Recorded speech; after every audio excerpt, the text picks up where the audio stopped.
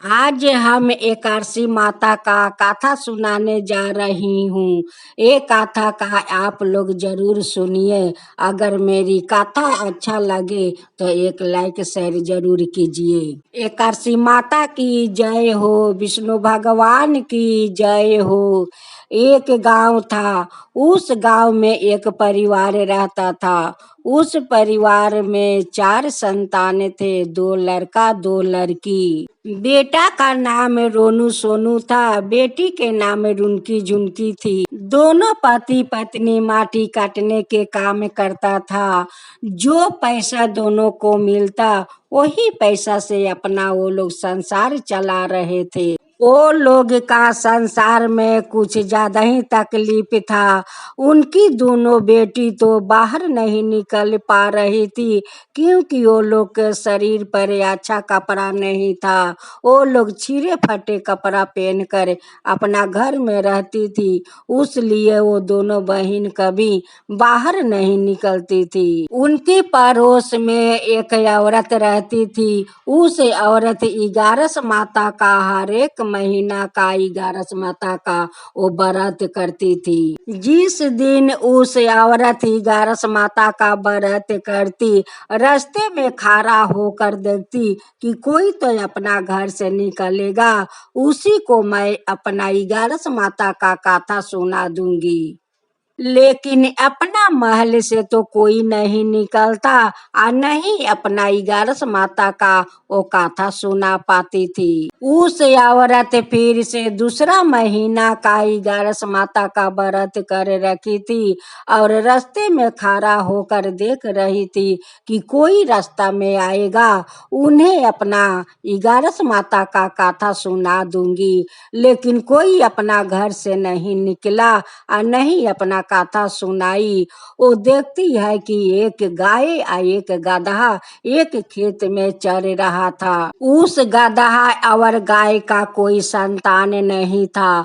उसके पास उस औरत जाती है और कहती है कि गाय माता, मेरी आज आप 11 माता का कथा सुन लीजिए। ये बात सुनकर गाय माता बैठ जाती है।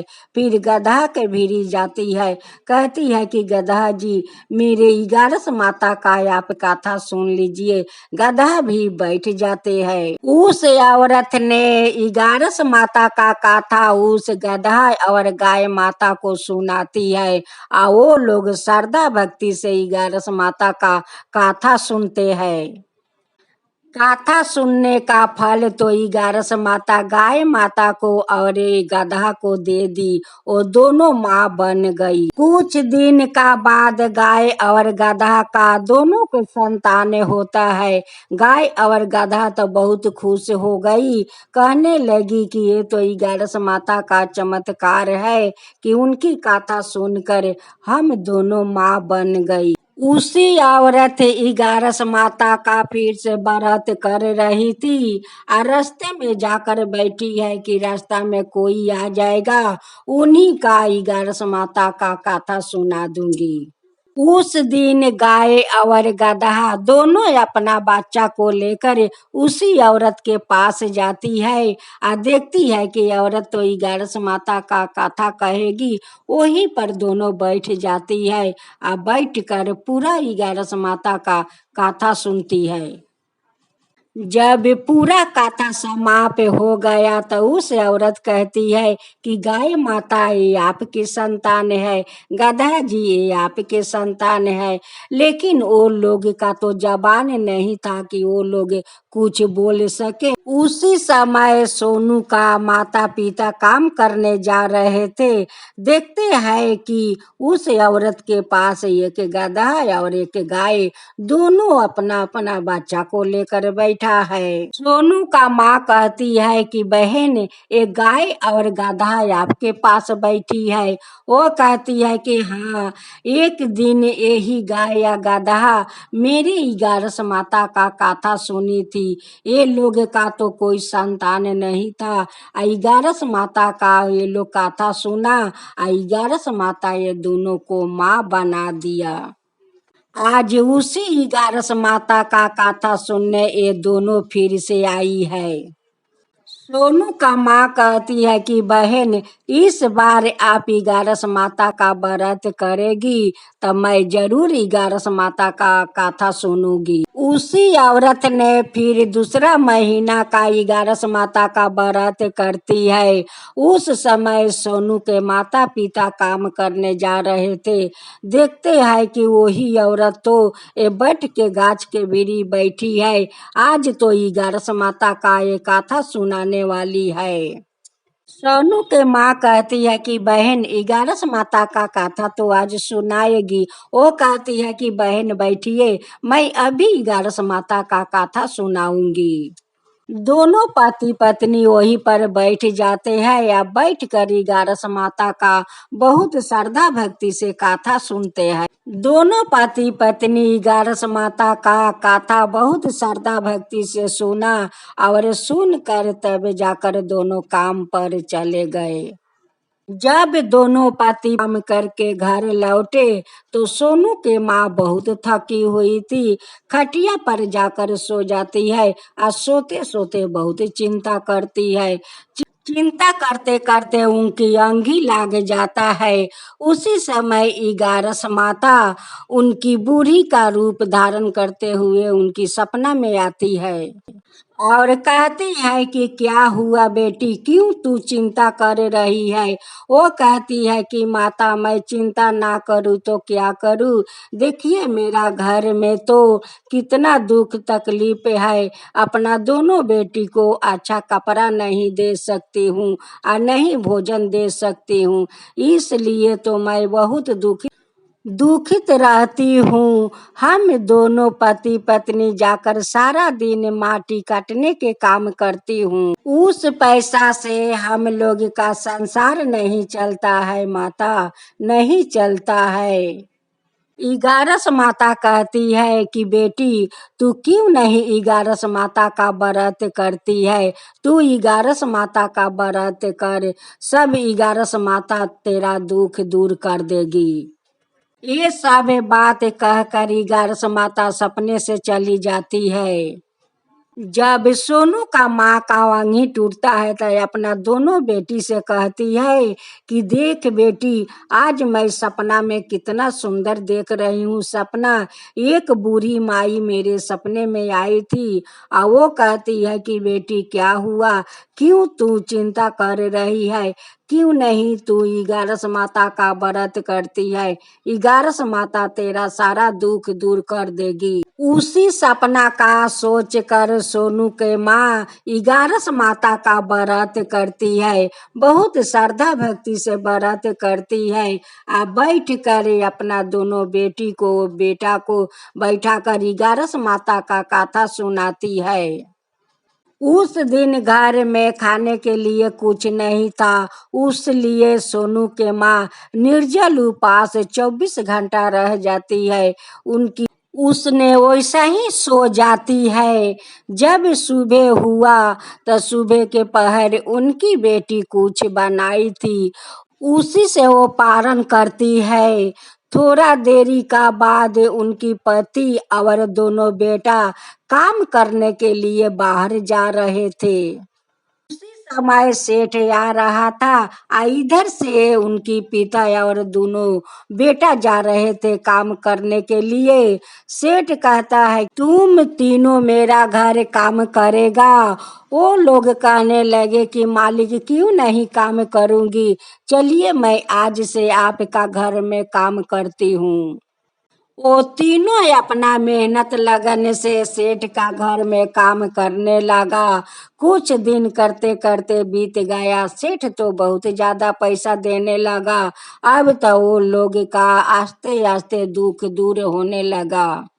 वो लोग अच्छा खाने पीने लगा, अच्छा कपड़ा लाता पहनने लगा। ये सब तो 11 माता का चमत्कार था, उनकी बरात का चमत्कार था। एक दिन सेठ सोनू से पूछ रहे थे, सोनू तुम्हारा परिवार में कितना आदमी है। सोनू कहता है कि मालिक, मेरे परिवार में तो मैं हूँ, मेरा भाई है, 2 बहन है और माता पिता है।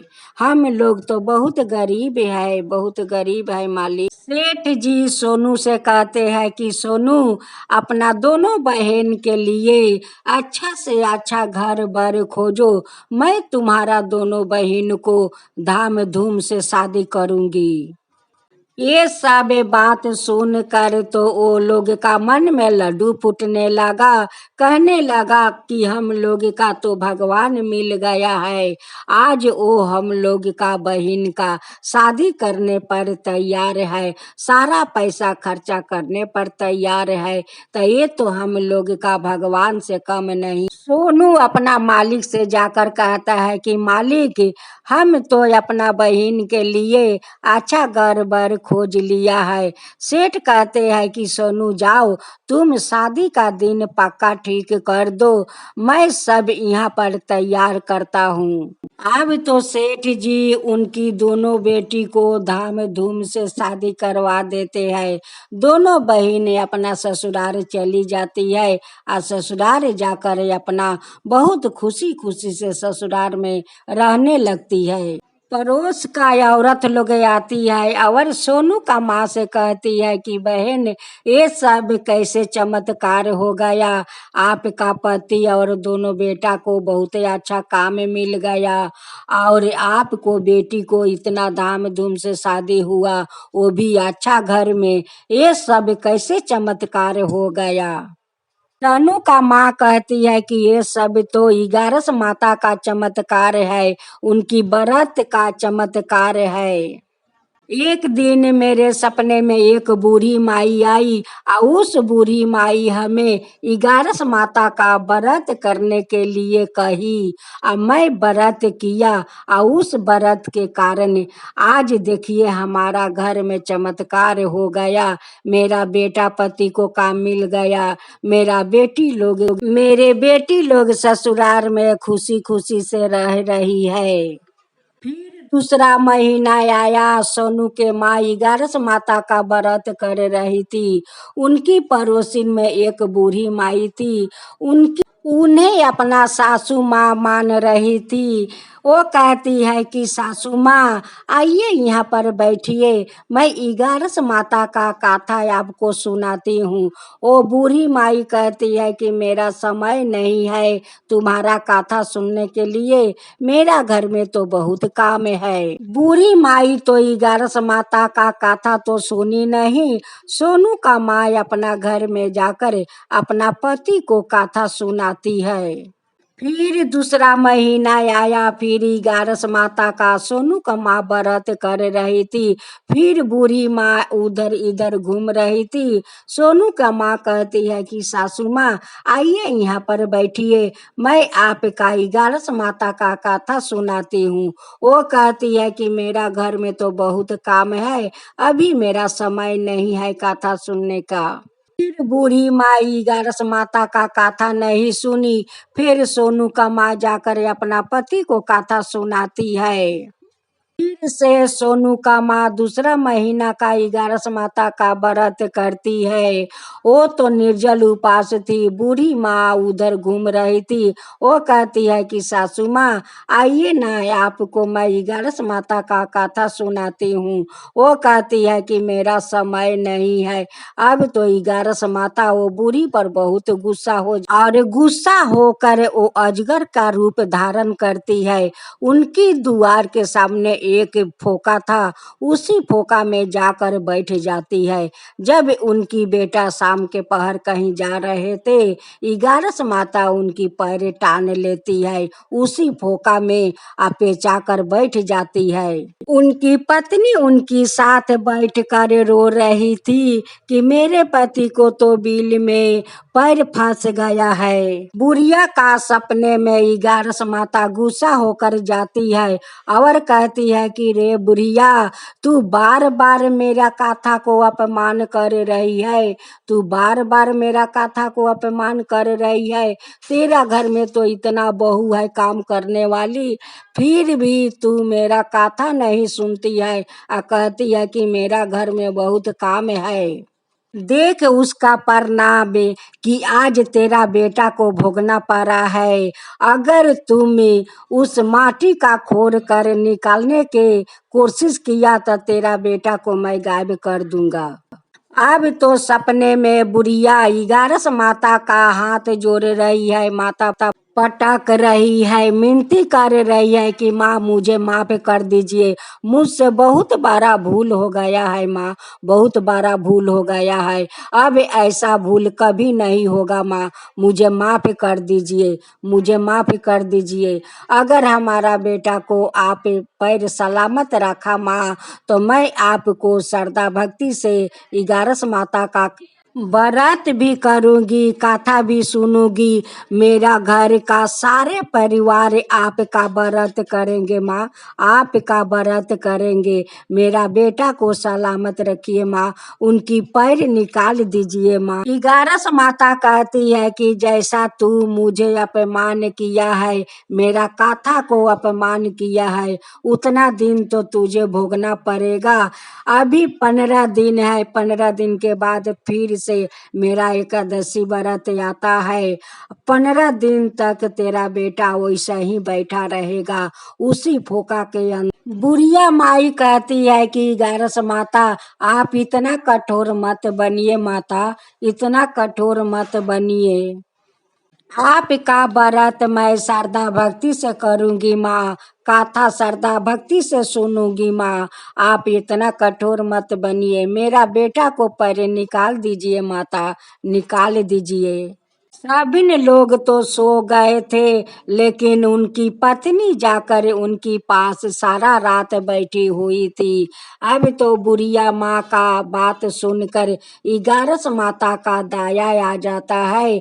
11 माता उनकी बेटा के पास जाकर अपना दर्शन दिखा देती है और कहती है कि देखो, ये तेरा माँ के चलते तुम्हारा आज भोगना पड़ा है।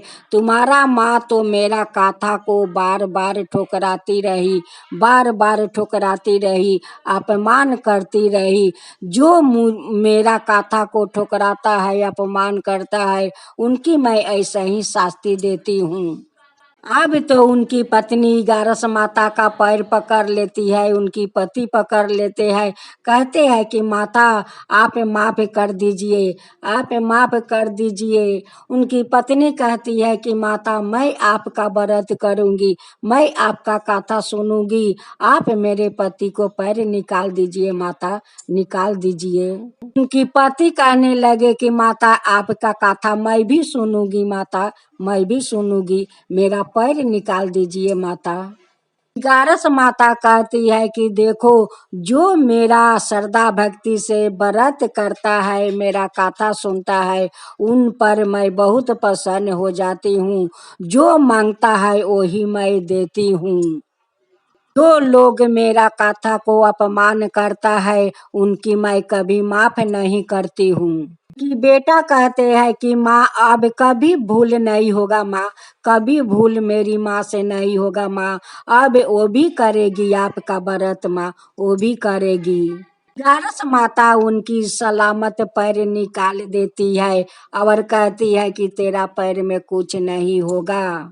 कि पत्नी का सादा सुहागिन रहने का आशीर्वाद देती है और कहती है कि तुम दोनों जाओ सादा सुखे रहो। देखते देखते दूसरा महीना का एकादशी तो व्रत आ गया। वो सारे परिवार 11 माता का निर्जल उपवास होकर व्रत कर रहे थे और सभी लोग बैठकर एकजुट होकर व्रत कर रहे थे और भी 11 माता का कथा सुन रहे थे। उस दिन 11 माता बूढ़ी का रूप धारण करते हुए आ जाकर वो लोग का बीच में बैठती है और कहती है कि बेटी तुम लोग किसकी पूजा कर रही हो।